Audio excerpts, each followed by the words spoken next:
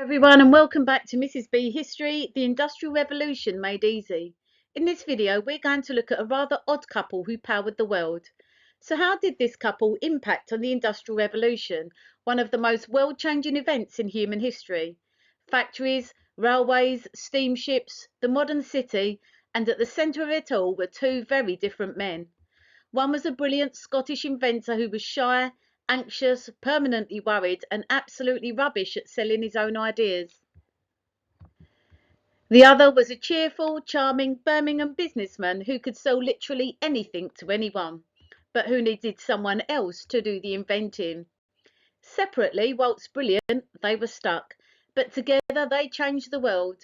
This is the story of Boulton and Watt, the odd couple who powered the Industrial Revolution.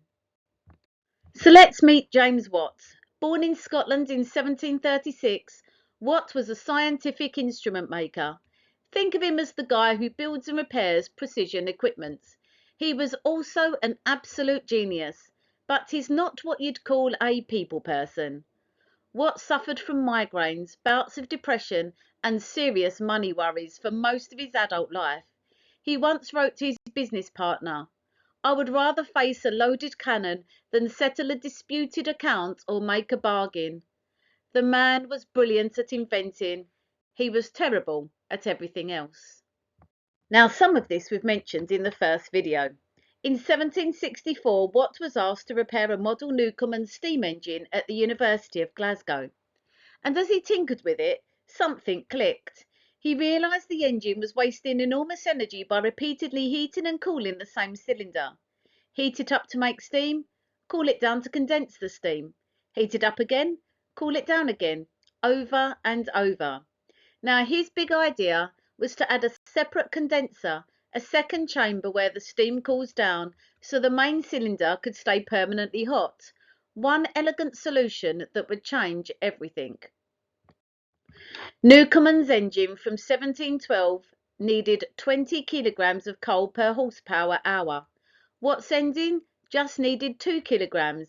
That's 10 times less fuel for the same power output. For any business outside a coal mine, that was the difference between impossibly expensive and genuinely affordable. There was just one problem. For 11 years, that's 11 years, Watt could not get his coal condenser to work reliably. He was running out of money, running out of patience, and running out of hope. He needed help, and help, when it came, arrived in the shape of the most enthusiastic man in Birmingham. Matthew Boulton was basically the opposite of James Watt in almost every way.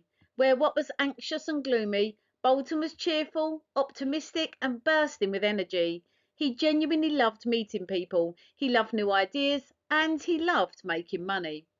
Boulton had left school at 14 to work in his father's workshop, making metal goods, buttons, buckles, silverware. By his 30s, he had built this into one of the most impressive manufacturing businesses in Britain, at his famous Soho Manufactory just outside Birmingham. Boulton's factory at Soho was genuinely famous. Visitors came from across Britain and Europe to see it. When the writer James Boswell visited in 1776, Boulton turned to him and said, "I sell here, sir, what all the world desires to have, power." That was quite some line. Boulton was also fascinated by science and ideas. He helped found the Lunar Society, one of the most remarkable clubs in the British history. It was a dinner group for scientists, inventors, and thinkers who met once a month near the full moon so they could see to get home in the dark afterwards. They cheerfully called themselves the Lunatics, a pun on lunatics. Members included the potter Josiah Wedgwood, the chemist Joseph Priestley, and Erasmus Darwin, grandfather of Charles Darwin. Benjamin Franklin visited too. Not a bad guest list. Now, Boulton had heard about Watt's steam engine idea and was completely convinced it could make them both very, very rich. In 1774, he persuaded Watt to leave Scotland, move to Birmingham, and become his business partner. When Watt arrived in Birmingham in 1774, he was at his lowest point. He was approaching 40. He was a widower with children to support. He was deep in debt. He had spent over a decade trying and failing to make his invention work at scale. Boulton's factory was exactly what he needed. It had skilled craftsmen, precision engineering tools, money, and most importantly, it had Boulton, relentlessly cheerful, relentlessly optimistic Boulton, telling Watt every day that this was going to work. In 1776, just 2 years after Watt arrived, they built their first two working steam engines.